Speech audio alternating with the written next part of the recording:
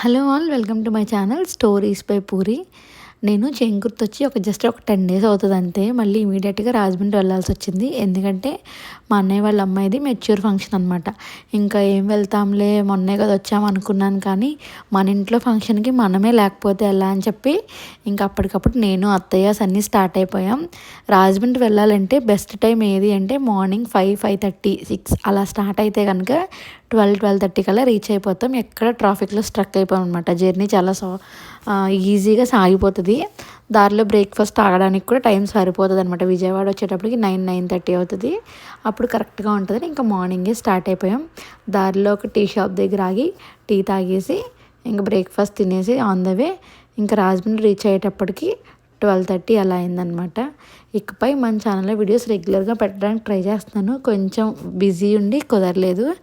అదేంటి అనేది నెక్స్ట్ వీడియోస్లో అప్డేట్ చేస్తాను. Thank you.